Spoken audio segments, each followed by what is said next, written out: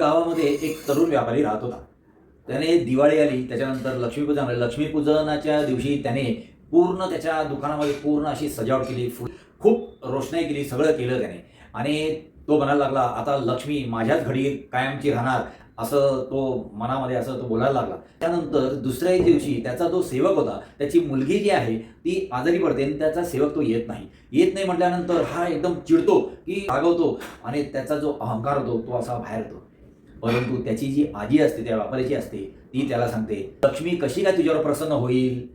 मग त्याला ती त्याची चूक कळते, की जर घरामध्ये किंवा घरात कुठली भांडणं झाली किंवा जर आपण नोकर-चाकर यांच्यावर देखील असं रागाने बोललो, रागावलो, आपला अहंकार आपला बाहेर आला, तर लक्ष्मी तिथे नांदत नाही, असं त्याच्या आजीने त्याला सांगितलं. जेव्हा आपण गरजूंना मदत करतो, तेव्हा लक्ष्मी आपल्या मनामध्ये वास करते. लीला आजारी होती, त्या सेवकाला औषधोपचार वगैरे सगळा जो काही खर्च होता, तो त्याने केला. फक्त धनासाठी नाही, सजावटीमध्ये नाही, तर फक्त लक्ष्मीची धन, यश, संपत्ती नाही, तर एकमेकांबद्दल चांगले आचार, विचार सगळं जेव्हा आपण करतो, तर प्रेमाच्या कृतीमध्ये असे देखील किंवा बाहेर देखील तुम्ही जे प्रसन्न वातावरण ठेवतो, त्याच्यामुळे ती लक्ष्मी प्रसन्न होत असते. तुमच्यावर देखील प्रसन्न कायम राहावं, अशीच आजच्या लक्ष्मी पूजनाच्या दिवशी तुम्हाला शुभेच्छा.